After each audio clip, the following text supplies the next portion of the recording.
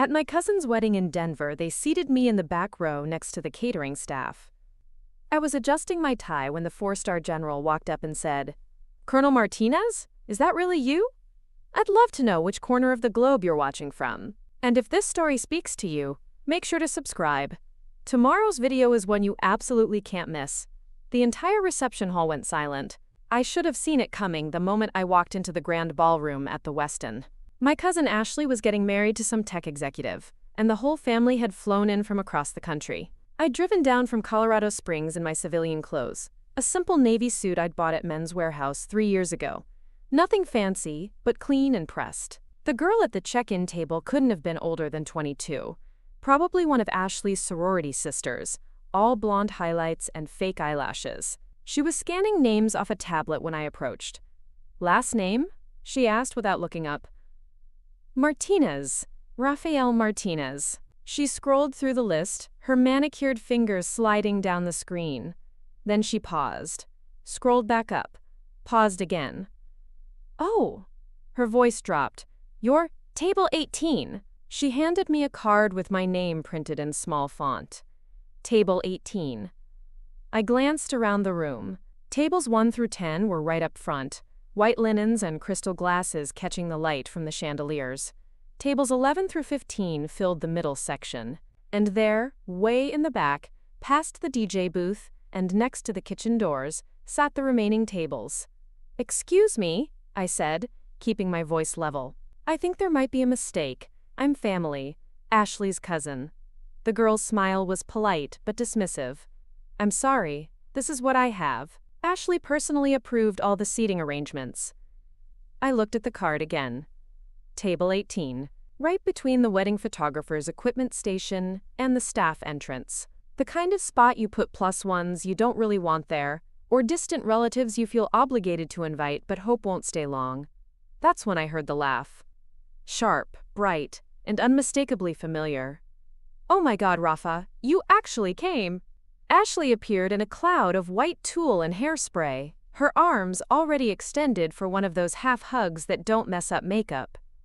She looked radiant, I'll give her that. The kind of bride who'd been planning this day since she was 12. "Wouldn't miss it," I said, forcing a smile. "Congratulations, Ash." "Thank you." "Oh, and don't worry about the seating. I know it's a little far back, but honestly, the acoustics are better there. You'll hear everything perfectly." She was already looking past me, scanning the room for someone more important to greet. Her maid of honor appeared at her elbow. Rebecca, I think her name was. Another sorority sister with the same polished look. "Ash, we need you for photos with the groom's parents," Rebecca said urgently. "Of course. Rafa, enjoy the cocktail hour. There's an open bar." Ashley was already walking away, her heels clicking against the marble floor. I stood there for a moment, holding my table card and watching my cousin glide across the room. She stopped at table 3 to chat with Uncle David and Aunt Margaret, leaned down to kiss Great Aunt Helen at table 2, waved enthusiastically at the college friends clustered around table 5. Table 18 was in a different zip code. I walked over to claim my seat, passing the other tables on my way. Table 12 had my cousin Marcus and his wife, along with some family friends from Phoenix. Table 15 held Ashley's work colleagues, all of them young and animated, talking about quarterly projections and market disruptions. My table had 6 place settings, but only 3 other people. An elderly woman I didn't recognize, probably a neighbor or church friend. A middle-aged couple who looked like they'd rather be anywhere else. And me. "You must be Raphael," the woman said kindly. "I'm Mrs. Patterson. I live next door to Ashley's mother." Such a lovely girl. The couple introduced themselves as the Hendersons, family friends from way back. Nice people, but we had nothing in common. They asked polite questions about my work, my life, the usual wedding small talk. I gave polite answers and tried not to think about how I'd ended up here. The thing is, I'd been to Ashley's engagement party 8 months ago. Sat at the main family table, right next to her parents. We'd laughed about old times, shared stories about growing up together. She'd even asked me to give a toast, which I did gladly. Talked about how proud I was of her, how she'd always been the smart one, the ambitious one. But that was before her parents found out I'd been just getting by for the past few years. Before they learned I was living in a small apartment in Colorado Springs, driving a 10-year-old Honda, shopping at thrift stores. Before they decided I wasn't the kind of family member you showcase at your daughter's wedding. Han. The cocktail hour dragged on. I nursed a beer and watched the real family mingle at the front of the room. Ashley's dad held court at table 2, telling stories that had everyone laughing. Her mom floated between tables like a gracious hostess, making sure everyone felt included. Everyone except the people at table 18. When dinner was announced, I found myself staring at a chicken breast that had clearly been sitting under heat lamps too long. The vegetables were overcooked, the rolls were stale. Mrs. Patterson gamely tried to make conversation, but even she seemed to sense the awkwardness of our exile. That's when I saw him. He was at table 4, partially hidden behind a floral arrangement. But there was no mistaking that posture, that bearing. Even in civilian clothes, General William Harrison commanded attention. 4 stars, United States Army. I'd served under him indirectly during my deployment to Afghanistan, though we'd never met personally. He was scanning the room during the best man's speech and his eyes landed on me. I saw the exact moment of recognition cross his face. The slight tilt of his head, the way his eyes narrowed as he tried to place me. Then he smiled. After the speech ended and the applause died down, I watched him excuse himself from his table. He was walking with purpose, weaving between the tables with the confidence of a man who'd never been denied access to anything. Sheesh matey. He was heading straight for me. The conversations at nearby tables began to quiet as people noticed the distinguished older gentleman making his way through the reception. Someone at table 15 whispered, "Who is that?" My heart was pounding. Mrs. Patterson was telling me about her grandson's Little League team, but her words faded into background noise. The Hendersons were debating whether to order another bottle of wine. General Harrison stopped directly in front of our table. Every conversation within a 30-foot radius came to a complete halt. He was looking right at me, and his expression was one of genuine warmth and recognition. "Colonel Martinez?" he said, his voice carrying clearly in the sudden silence. "Is that really you?" The word colonel hit the room like a thunderclap. I heard someone's fork clatter against their plate. Mrs. Patterson's mouth fell open. The Hendersons stopped mid-sentence. And at table 3, I watched my Uncle David's face go completely white. "General Harrison," I said, standing up and extending my hand. "It's good to see you, sir." "The pleasure is mine, Colonel. Though I have to ask, what are you doing on the way back here?" Every eye in the room was on us now. The bride and groom had stopped their table hopping. The wedding photographer was already raising his camera. Even the servers had frozen in place. "Just enjoying the reception, sir," I said quietly. General Harrison glanced around at the other tables, then back at table 18. His expression shifted, and I could see the wheels turning in his mind. He was a man who'd spent decades reading situations, understanding power dynamics, recognizing when something was wrong. "Colonel Martinez," he said, his voice now carrying the authority of someone who'd commanded armies, "I think there's been some kind of mistake. This wasn't the first time they'd treated me like I didn't belong. It had been building for years, ever since I came back from overseas and chose to live quietly instead of making noise about what I'd done. Growing up, things were different. Ashley and I were thick as thieves, only 2 years apart. Our mothers were sisters, and we spent every summer together at our grandmother's ranch in New Mexico. I was the one who taught her how to ride horses and how to fish in the creek behind the barn. She was the one who convinced me to try out for the school play, who helped me with my college application essays. Biaos. Back then, I was the golden child. Straight A's, captain of the wrestling team, full scholarship to West Point. The family couldn't stop talking about Rafael, the first Martinez to become an officer, the one who was going to make something of himself. Ashley used to introduce me to her friends as my cousin, the future general. A lot of love and effort went into bringing this story to life. If you're enjoying it, we'd be so grateful if you'd subscribe to our channel. Now, back to where we left off. The change started slowly, almost imperceptibly after my second deployment. I'd been gone for 15 months. Afghanistan. Leading a special operations unit that officially didn't exist. When I came back, I didn't want to talk about it. Couldn't talk about it, really. Some of what we'd done was classified at levels that would stay buried for decades. The rest was just too heavy to put into words that civilians could understand. My family expected stories. They wanted to hear about heroic battles, dramatic rescues, the kind of war movie moments that make for good dinner conversation. Instead, I gave them silence.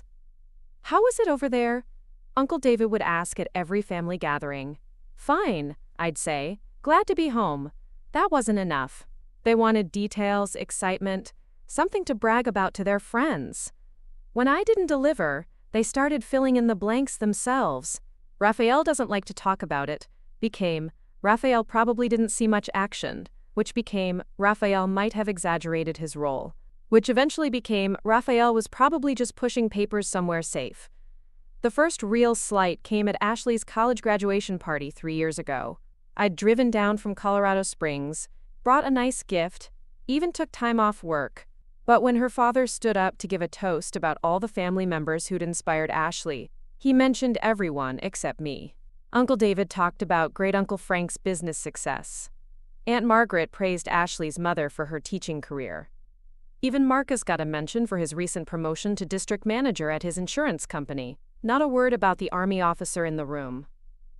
Ifite Gemeledgin career. Later, when I asked Ashley about it, she just shrugged. "Dad probably forgot. You know how he gets when he's nervous."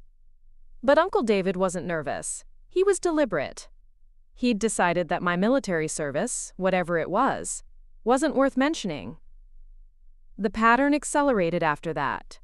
Christmas dinner that year, I got seated at the kids' table with Ashley's teenage cousins. "We're short on space," Aunt Susan explained, even though there were clearly empty chairs at the adult table. Last year's family reunion in Albuquerque was worse.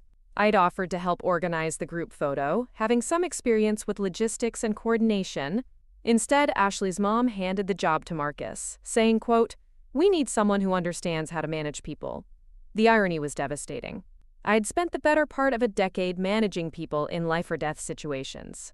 But because I wore civilian clothes and drove an old car, I was somehow less qualified than Marcus, whose biggest leadership challenge was coordinating pizza orders for his office. Then came the engagement party 8 months ago, where I still held enough residual respect to get a decent seat and give a toast. But even then, I could feel the shift. The conversations that stopped when I approached groups. The way Ashley's future in-laws were introduced to every family member except me. "This is my father David, he owns 3 hardware stores in Phoenix. This is my uncle Richard, he's a contractor, built half the houses in Scottsdale. This is my cousin Marcus, he's in insurance, doing really well. And when they got to me, this is my cousin Raphael." No context, no accomplishments, no reason to remember my name. The final straw had been 2 months ago, when Ashley called to talk about the wedding plans. We were chatting about details, and I mentioned I was looking forward to seeing everyone again. "Actually," she said, her voice taking on that careful tone people use when they're about to deliver bad news, "I wanted to talk to you about that. We're keeping the guest list pretty tight.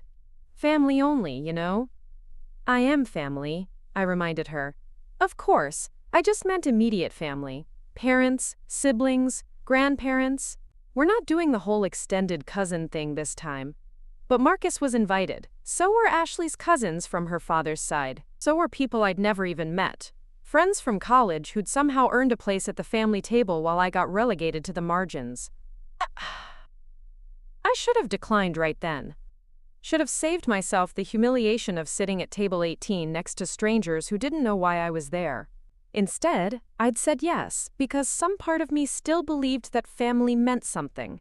That the years of shared history, of Christmas mornings and birthday parties and summer adventures, had to count for something.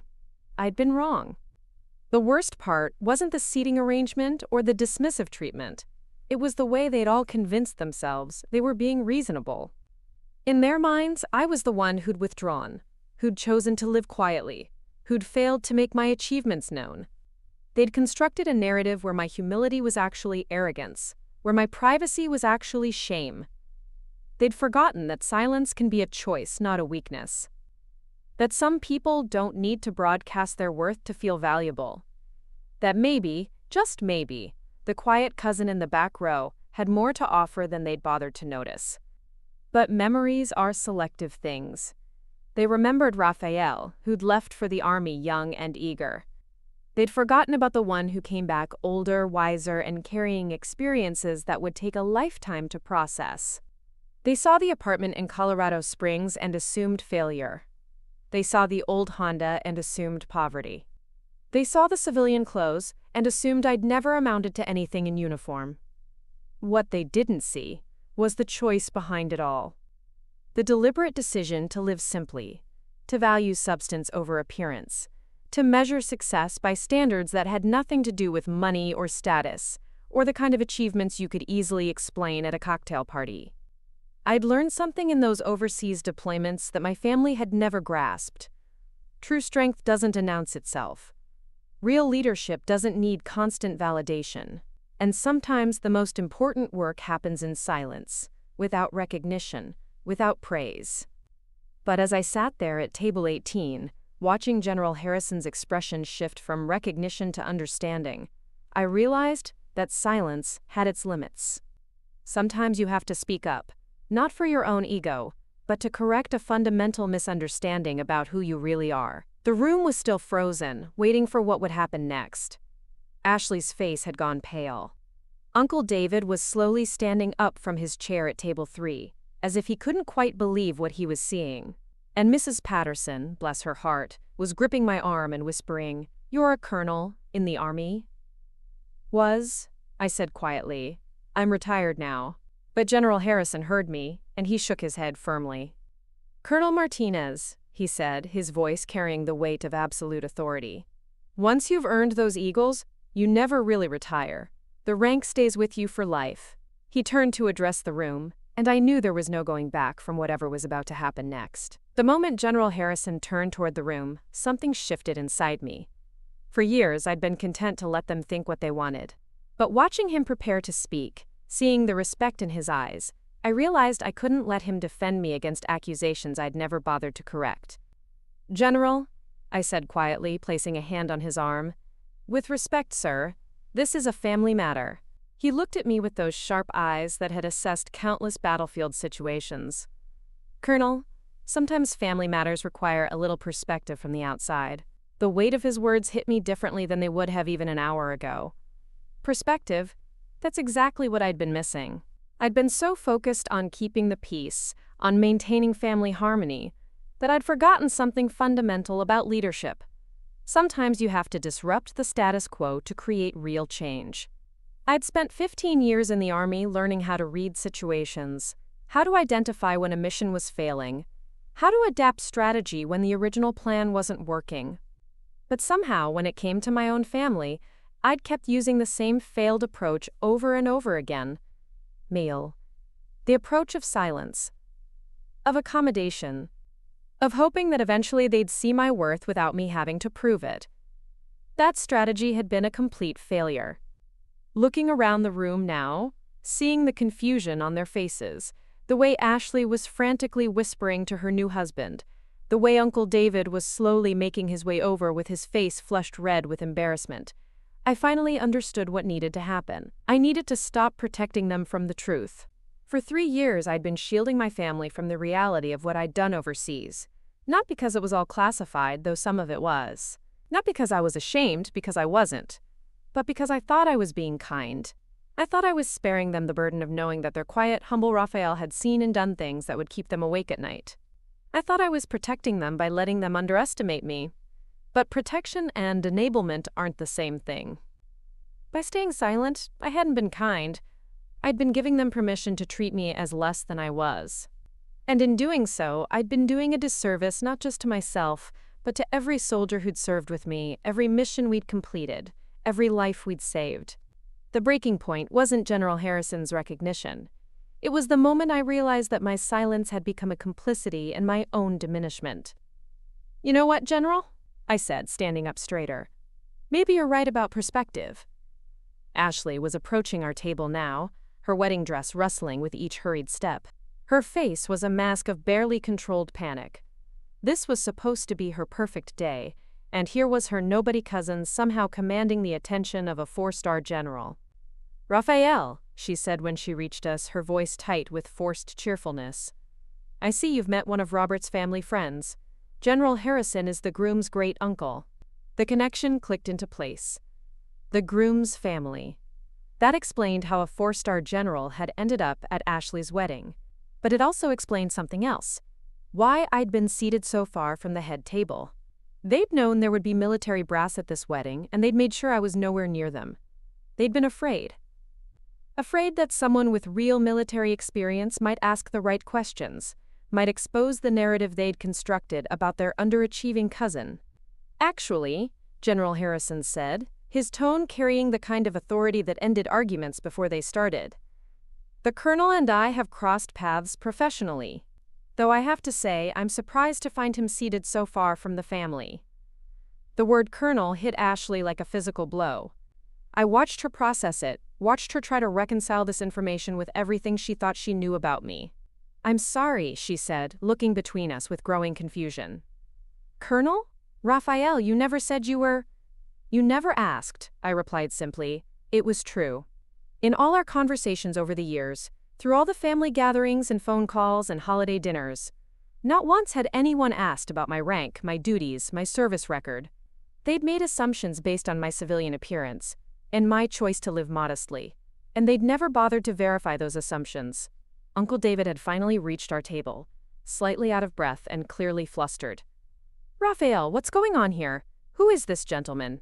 David, General Harrison said, extending his hand with the kind of smile that didn't quite reach his eyes. I'm General William Harrison, United States Army. I was just telling your nephew how honored I am to meet him. Uncle David's handshake was automatic, his face cycling through confusion, recognition of the rank, and then a growing awareness that something fundamental had shifted in the room's power dynamics. I don't understand, he said. Raphael is… he works at… What do you do again, Raphael? It was such a perfect encapsulation of the problem. 3 years of family gatherings, and Uncle David had never bothered to ask what I actually did for work. He'd seen the modest apartment and the old car and filled in the blanks with his own assumptions. I consult, I said, keeping my voice level. Strategic planning, risk assessment, organizational leadership, primarily for government contractors and security firms. All true. What I didn't mention was that my client list included the Pentagon, the CIA, and 3 different congressional committees. That my security clearance was higher than most generals. That my consulting fees for a single project could buy Uncle David's hardware store twice over. I didn't mention it because I was still learning the difference between humility and self-erasure. General Harrison was watching this exchange with the keen interest of someone who'd spent decades observing human nature under pressure. He could see exactly what was happening, could read the family dynamics as clearly as if they were printed on a tactical map. You know, David, he said conversationally, your nephew here is being quite modest about his background. Colonel Martinez led some of the most successful special operations missions in recent military history. His work in Afghanistan probably saved more lives than we'll ever be able to count. The statement hung in the air like smoke from an explosion. Ashley's mouth had fallen open. Uncle David was blinking rapidly as if trying to process information that didn't fit with his worldview. But it was the phrase special operations that really landed. Even civilians knew what that meant. The elite units. The dangerous missions. The soldiers who didn't exist on paper and whose work never made it into the history books. I felt something loosening in my chest. Like a knot I'd been carrying for years was finally starting to unravel. Not because I needed their recognition, but because I was finally ready to stop hiding from it. The thing about special operations, I said, looking directly at Uncle David, is that it teaches you to value substance over appearance, to measure success by results, not recognition, to lead from the front without needing to announce yourself.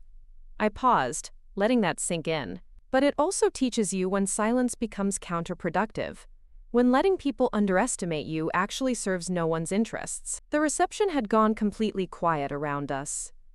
Other guests were straining to hear, sensing that something significant was happening, but not quite understanding what. Ashley was staring at me like she'd never seen me before. Which, in a way, she hadn't. The Raphael she thought she knew was a construct, a story she'd told herself based on limited information and lazy assumptions. I think, General Harrison said with satisfaction, It's time your family learned who you really are, Colonel. And for the first time in 3 years, I was ready to let them. What happened next changed everything. General Harrison didn't just speak. He commanded the room with the kind of presence that comes from decades of leading soldiers into impossible situations. "Ladies and gentlemen," he said, his voice carrying easily across the reception hall, "I hope you'll forgive the interruption, but I believe there's been a significant oversight tonight." The DJ had stopped the music. Conversations died mid-sentence. Even the catering staff paused to listen. When a 4-star general requests attention, he gets it.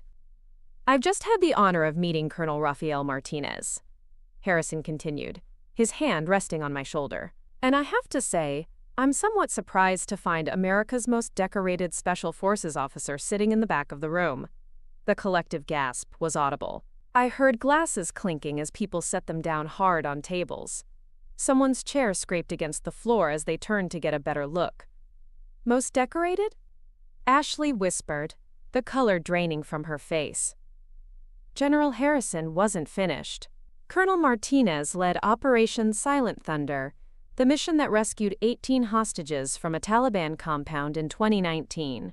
He planned and executed the raid that captured Hassan al-Rashid, one of the most wanted terrorists in Afghanistan. His tactical innovations are still being taught at West Point and the War College. Each word hit the room like artillery fire. I watched Uncle David's face cycle through disbelief, shock, and something that might have been panic.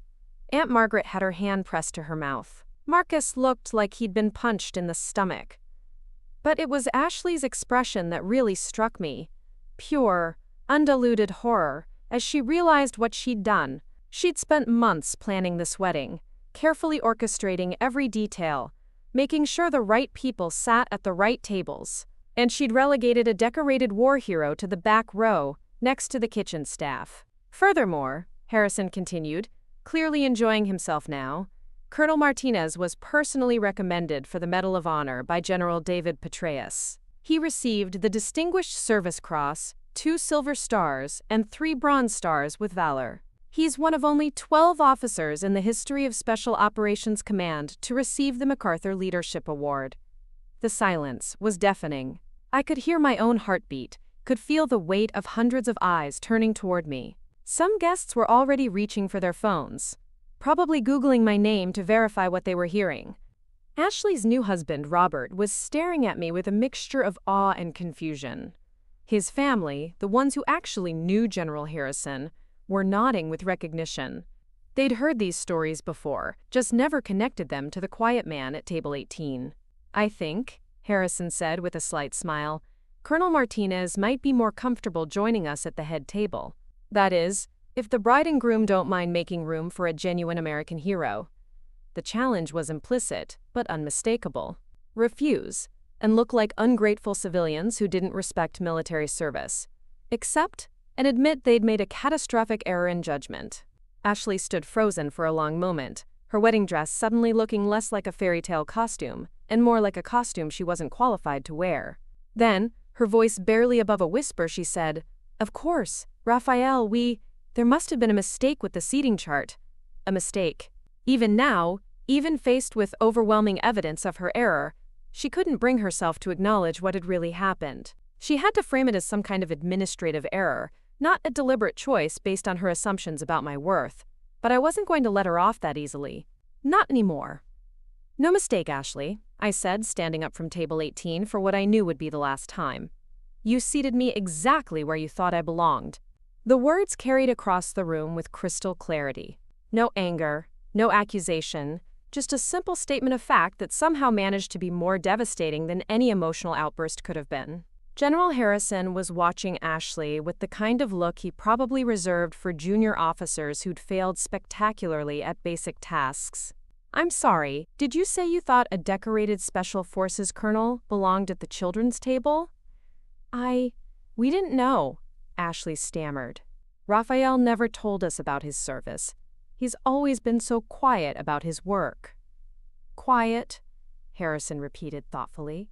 "Yes, that's common among Special Operations personnel. They tend not to brag about classified missions or the people they've killed in service to their country. Funny thing about heroes, they rarely announce themselves. The implied criticism was brutal in its understatement. Ashley had just been lectured on military culture by a 4-star general in front of 200 wedding guests. The kind of public humiliation that would follow her for years. But the real devastation was just beginning. Robert's father, a distinguished-looking man in his 60s, approached our table with the purposeful stride of someone used to taking charge of situations. "General Harrison, did you say Colonel Martinez received the MacArthur Award?" "I did indeed, Senator. Senator, of course." Robert's father was a United States Senator, which explained how this family had attracted such high-level military guests to begin with. "That's remarkable," the senator continued, extending his hand to me. "Senator James Crawford. I sit on the Armed Services Committee. We've heard briefings about your work, Colonel, though of course the details remain classified. It's an honor to meet you." More handshakes. More introductions. Robert's mother, a federal judge. His uncle, a Pentagon official. His sister, a State Department analyst. One by one, they came to pay their respects to the man Ashley had tried to hide in the back corner. And with each introduction, with each expression of genuine respect and admiration, Ashley's humiliation deepened. These weren't just random guests expressing polite interest. These were the power players at her own wedding, the people she'd been desperate to impress, and they were all focused on the cousin she'd dismissed as unworthy of their attention.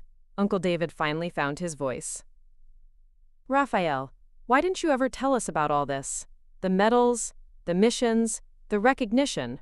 It was exactly the wrong question to ask, and I think he knew it the moment the words left his mouth. "Tell you what, Uncle David?" I asked. "That I served my country? I did tell you. Every time someone asked what I did for a living, I said I was in the Army. You chose not to ask follow-up questions. But the medals, the commendations, what would have been the point?" I asked. "You'd already decided I was a disappointment based on my apartment and my car. Would a list of decorations have changed your mind, or would you have found new reasons to dismiss me?" The question hung in the air like an accusation, which it was. Because we all knew the answer, they would have found new reasons. They would have said I was bragging, or that military awards didn't translate to real-world success, or that I was living in the past. Ashley was crying now, quiet tears that she tried to hide behind her bouquet. But there was no hiding from what she'd done, no way to undo the public humiliation she'd created for herself. General Harrison surveyed the scene with satisfaction.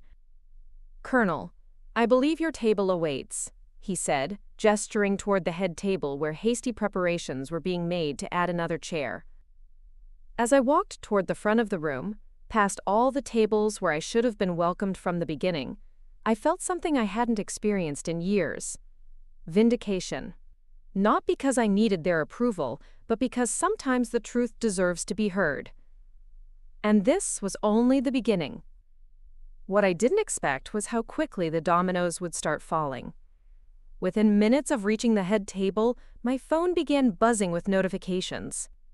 LinkedIn alerts, Facebook messages, text messages from colleagues I hadn't heard from in months.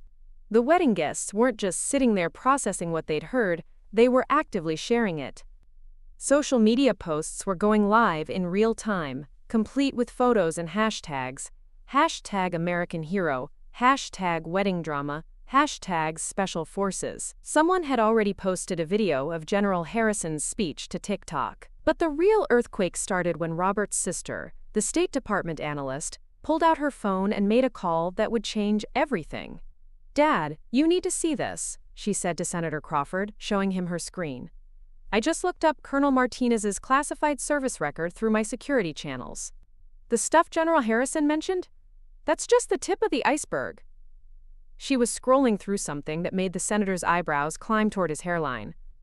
"Jesus Christ," he muttered, then caught himself and glanced apologetically at Ashley. "Pardon me, but Colonel, this says you were the tactical advisor for Operation Neptune's Shield. That was—" "Classified, sir," I said quietly, "and it needs to stay that way." Of course, but the implications—" He was staring at me with newfound respect that bordered on awe. "Colonel, I don't think people understand what they're looking at here." He was right. The public records that General Harrison had cited were impressive enough. The medals, the commendations, the rescue missions. But those were just the operations that could be talked about publicly. The real work, the missions that had shaped international policy and prevented terrorist attacks that would have made 9/11 look like a warm-up act, those would stay buried in classified files for decades. Ashley was watching this exchange with growing horror. She could see that each new piece of information was making her situation worse, transforming her wedding reception into a public relations disaster that would follow her for the rest of her life.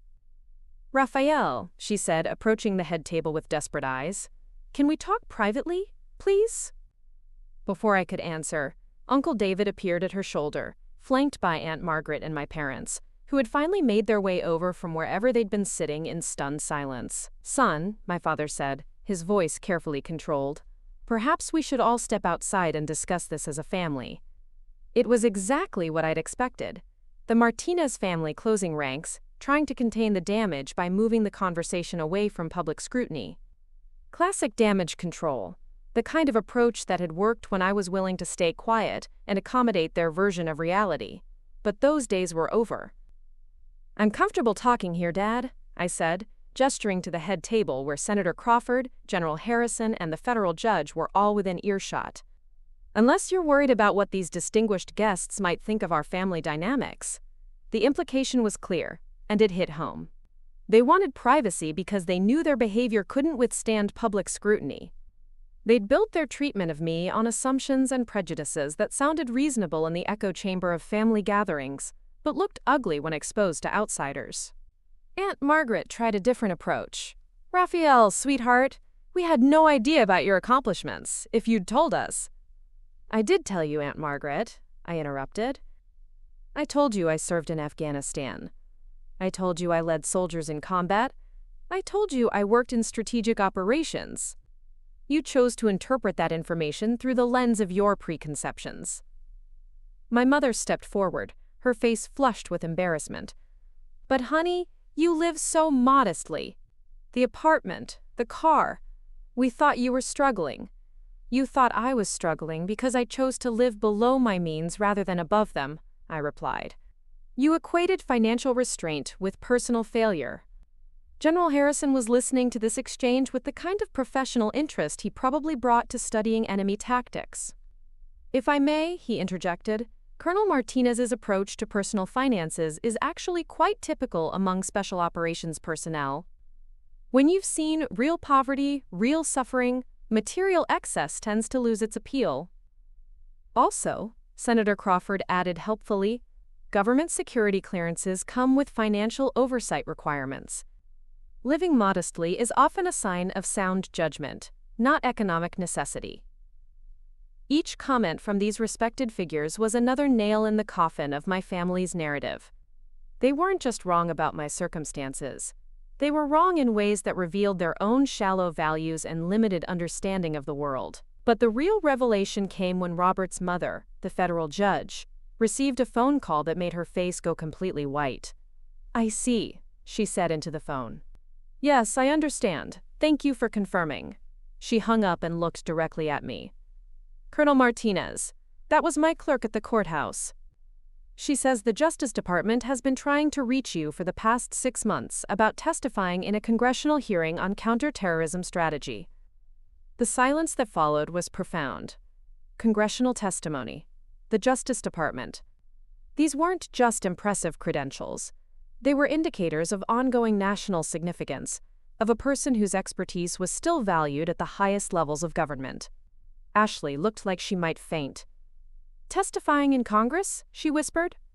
"It's routine consultation work," I said, downplaying it, because the truth was actually more dramatic than I wanted to share in this setting. The testimony involved briefing congressional committees on classified operations that had prevented 3 separate terrorist attacks on American soil. The kind of work that earned presidential commendations that couldn't be made public. Uncle David was shaking his head in disbelief. "Raphael, why would you keep all this from us? We're family. We would have been proud." "Would you?" I asked, cutting him off. "Because when I came home from my first deployment and didn't want to talk about what I'd seen, you decided I must not have done anything important. When I chose to live quietly instead of bragging about my service, you assumed it was because I had nothing to brag about. We didn't know. You didn't ask, I said firmly. There's a difference. Senator Crawford cleared his throat. If I may share some perspective here, Colonel Martinez's discretion about his service actually speaks to his character. In my experience, the people who talk the most about their military service often accomplished the least. The ones who stay quiet. He gestured toward me. They're usually the ones who did the real work. The conversation was interrupted by a commotion near the entrance. 3 men in dark suits were talking to the wedding planner, showing identification and asking questions. Federal agents, unmistakable even in civilian clothes. Judge Crawford, Robert's mother, frowned and walked over to speak with them. The conversation was brief and professional, but when she returned, her expression was serious. "Colonel Martinez," she said, "the FBI would like to speak with you." Apparently, someone posted a video of General Harrison's speech online, and it's being reviewed for potential security violations. They need to verify that no classified information was disclosed. This was spiraling beyond anything I'd anticipated. What had started as family drama at a wedding reception was now involving federal law enforcement. All because Ashley had chosen to humiliate me at her wedding. General Harrison looked slightly annoyed. "I was very careful to mention only publicly available information," he said to the agents when they approached our table. "We're sure you were, General," the lead agent replied politely. "But given Colonel Martinez's clearance level and current consulting work, we need to follow protocol." Current consulting work. Clearance level. The agent's very presence was confirming everything General Harrison had said and more. They weren't here because I was in trouble. They were here because I was important enough that even casual mentions of my work required federal oversight. Ashley was staring at the federal agents with a look of complete panic. Her perfect wedding had become a national security incident, and it was entirely her own fault. "This is insane," Marcus muttered, speaking for the first time since the revelations began. "Raphael, you should have told us. This whole thing could have been avoided." I looked at my cousin. My successful, confident cousin, who had always made sure everyone knew about his insurance company achievements, and felt something like pity. "You're right, Marcus," I said. "It could have been avoided. If any of you had shown the slightest interest in who I actually was instead of who you assumed I must be." The federal agents finished their brief interview and departed, satisfied that no security breaches had occurred. But their presence had completed the transformation of Ashley's wedding, from family celebration to public spectacle. As I watched my relatives huddle together in whispered conversation, probably trying to figure out how to salvage their reputations from this disaster, I realized that the unraveling was just beginning. Because now the whole world was watching, and the truth has a way of demanding to be heard.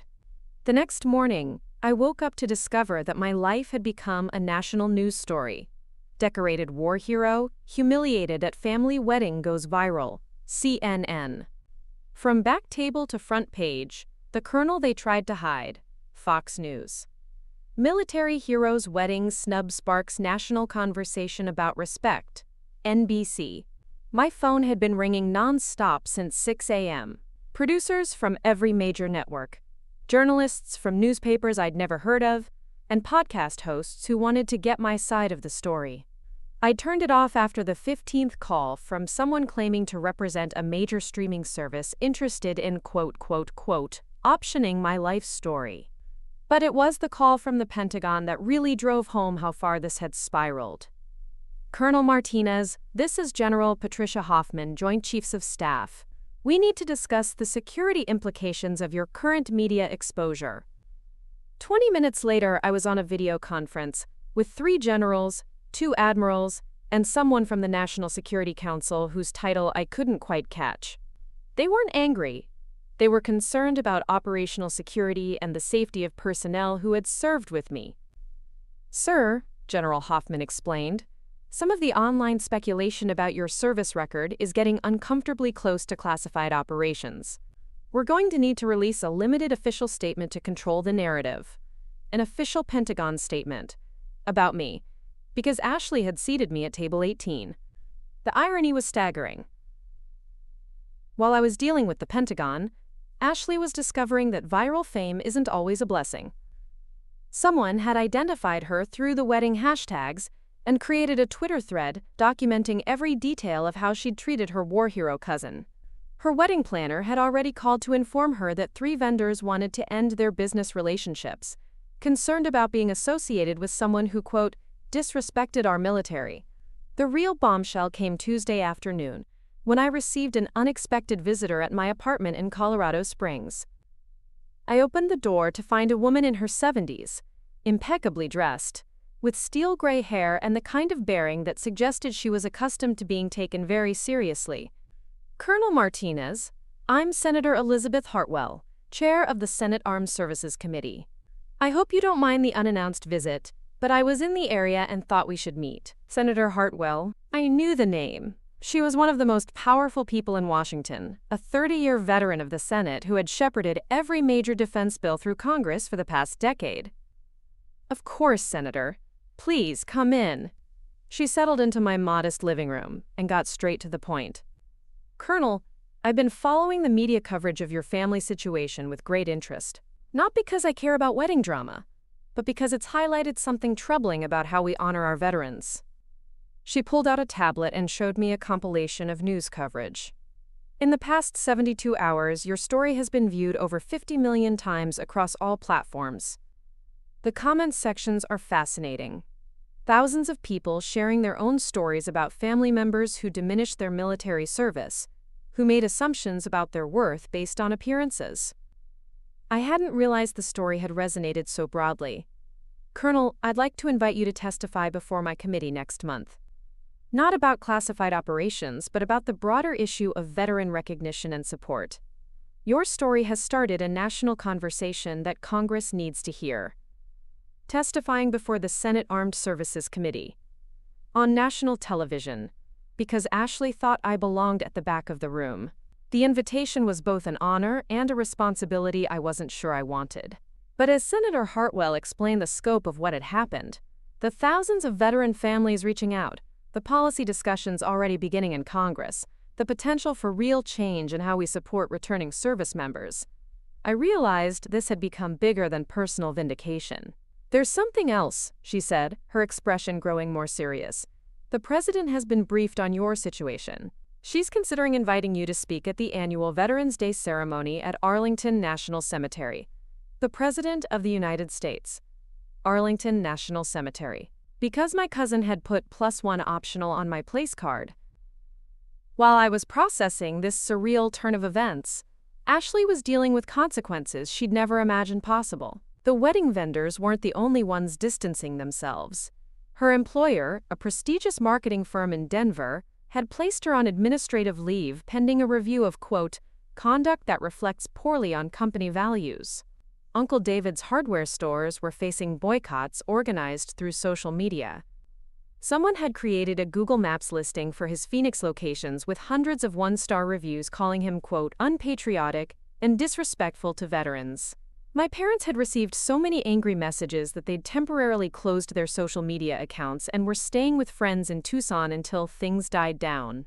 The family that had once dismissed me as unworthy of a decent seat at dinner was now discovering that public opinion can be a harsh judge of character. But the moment that truly brought everything full circle came Thursday evening, when I received a video call from an unexpected source. It was Ashley, calling from what looked like her childhood bedroom at her parents' house. Her eyes were red from crying, and she looked like she hadn't slept in days.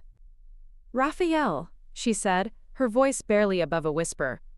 I need to apologize. Not because of the media attention or the fallout, but because I've had 3 days to think about what I did, and I'm horrified. I waited for her to continue. I've been reading the stories people are sharing online. Veterans whose families never asked about their service. Heroes whose relatives made the same assumptions I did, and I realized that what I did to you wasn't just rude. It was cruel. She took a shaky breath. I spent months planning every detail of that wedding. I knew exactly who was sitting where and why.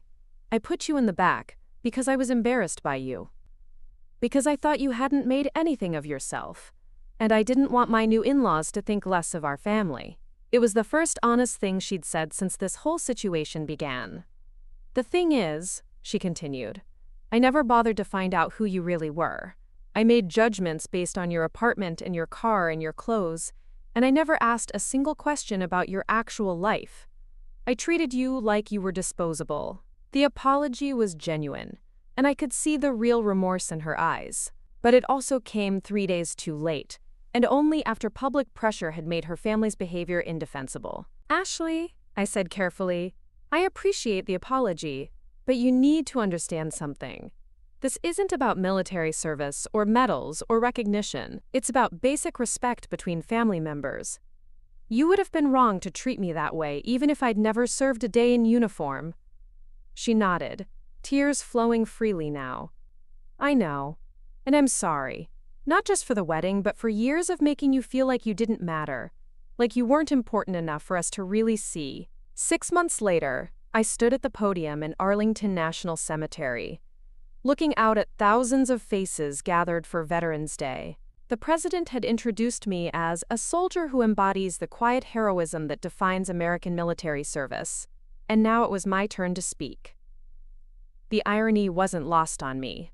A year ago, I'd been sitting in the back row of a wedding reception, dismissed by my own family as unworthy of their attention. Now I was addressing the nation, on one of our most sacred holidays, at one of our most hallowed grounds.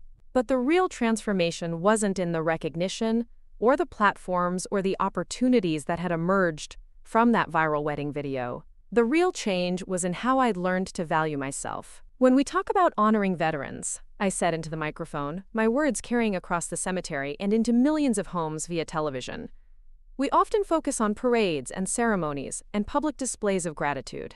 These things matter, and they're important. But true honor starts with something much simpler: seeing veterans as complete human beings, not just symbols or stereotypes." I paused, thinking about the journey that had brought me to this moment. Too often we reduce veterans to simple narratives. Either we're broken and need to be pitied, or we're heroes who need to be worshipped. Both approaches miss the fundamental truth. We're people. Complex, multifaceted people who've served our country and who continue to contribute to our communities in ways that aren't always visible or easily categorized. The speech continued for another 10 minutes, touching on policy recommendations that Senator Hartwell's committee was already working to implement. But the core message was personal. Respect isn't something you earn through achievements or lose through circumstances. It's something you owe to every person simply because they're human. After the ceremony, as I was shaking hands with dignitaries and fellow veterans, I noticed a familiar face in the crowd. Ashley had flown out from Denver, standing near the back with tears in her eyes. "We found a quiet spot away from the crowds, near the tomb of the unknown soldier. I watched your speech," she said. "It was beautiful. And I think I finally understand what you were trying to tell me." Over the past 6 months, Ashley had been on her own journey of reflection and growth. The public scrutiny had been brutal, but it had also forced her to confront some uncomfortable truths about her values and priorities. She'd started volunteering with a local veterans organization, not for publicity, but because she genuinely wanted to understand the community she'd inadvertently disrespected. "I've been thinking about that night at my wedding," she continued. "And I realized the worst part wasn't that I didn't know about your medals or your missions. The worst part was that I didn't care enough to find out. I made assumptions and then stopped being curious about who you really were." We talked for another hour, walking through the cemetery and discussing everything that had happened. The conversation was honest, in a way our family interactions had never been before. She told me about the hate mail she'd received, but also about the letters from veterans' families, thanking her for inadvertently starting a national conversation about respect and recognition. "I know I can't undo what I did," she said as we prepared to part ways. "But I want you to know that watching you handle all of this with such grace has taught me more about character than I've learned in my entire life." The reconciliation with Ashley was important, but it wasn't the most significant change in my life. That came from the broader shift in how I approached relationships and self-advocacy. I'd started speaking publicly about veterans' issues, not because I enjoyed the spotlight, but because I'd learned that silence can sometimes enable the very problems you're trying to avoid. The consulting business had grown exponentially as well. Apparently, public recognition of your expertise tends to attract new clients who might not have found you otherwise. More importantly, I'd begun building genuine friendships with people who valued substance over appearances. Senator Hartwell had become an unexpected mentor. General Harrison and I played golf regularly when our schedules allowed. Judge Crawford had introduced me to a community of professionals who measured success by contribution rather than accumulation. The most surprising development was romantic. Dr. Sarah Chen, a trauma surgeon at Walter Reed Medical Center, had reached out after seeing my Arlington speech. She'd served as a combat medic in Iraq and understood both the weight of service and the challenge of transitioning to civilian life. Our first coffee had turned into dinner, which had turned into weekend trips, which had turned into something that felt like it might be permanent. "You know what I love most about you?" she'd said one evening as we watched the sunset from my new house. A modest place with a view of the mountains, still nothing flashy but comfortable and welcoming. "What's that?" "You never try to impress me with stories about what you've done. You just show me who you are through how you treat people. That's rare." It was rare. And it was also the lesson I'd finally learned to apply to myself. Self-worth isn't something you prove to others. It's something you recognize within yourself and then protect through the choices you make about how to spend your time and energy. The final piece of the puzzle came in the form of a letter I received on the first anniversary of Ashley's wedding. It was from Mrs. Patterson, the elderly woman who'd sat next to me at table 18. "Dear Colonel Martinez," it read, "I hope you remember me from that lovely wedding last year. I've been following your story in the news with great interest and pride. I wanted you to know that even before that general spoke up, I could tell you were someone special. It was in how you treated an old lady you'd never met, how you listened to my stories about my grandson, how you made sure I felt included in the conversation. True character always shows, even when people aren't paying attention. Thank you for reminding all of us what real honor looks like." I kept that letter on my desk as a reminder that respect is a two-way street, and that sometimes the most important recognition comes from the people who have the least to gain from giving it. Looking back now, I can honestly say that Ashley's wedding was one of the best things that ever happened to me. Not because of the public vindication or the career opportunities or the national platform it provided, but because it forced me to stop hiding from my own worth. For years, I'd confused humility with self-erasure, thinking that downplaying my achievements was somehow more noble than acknowledging them. I'd let other people's assumptions about my value go unchallenged because I thought that was the mature, conflict-avoiding approach. But there's nothing humble about allowing yourself to be diminished. There's nothing noble about enabling other people's prejudices through your silence. And there's nothing mature about accepting disrespect in the name of family harmony. True humility isn't about making yourself smaller. It's about understanding your actual worth and then using it in service of something larger than yourself. True maturity isn't about avoiding conflict. It's about standing up for principles that matter, even when it's uncomfortable. And true family isn't defined by blood relations or shared history.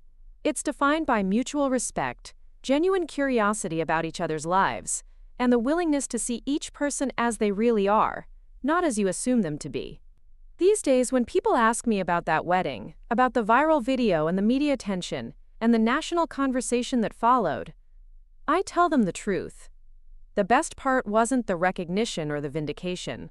The best part was finally learning to recognize my own value, and then choosing to surround myself with people who could see it too. Because at the end of the day, the table you're sitting at matters less than knowing you deserve to be there. And once you truly understand your worth, no one can ever make you feel optional again. Looking for more? We've got 2 amazing stories ready for you right on screen. If this one touched you, these are absolutely worth your time. Click to watch them now. And hey, subscribe and hit that bell to never miss our latest uploads.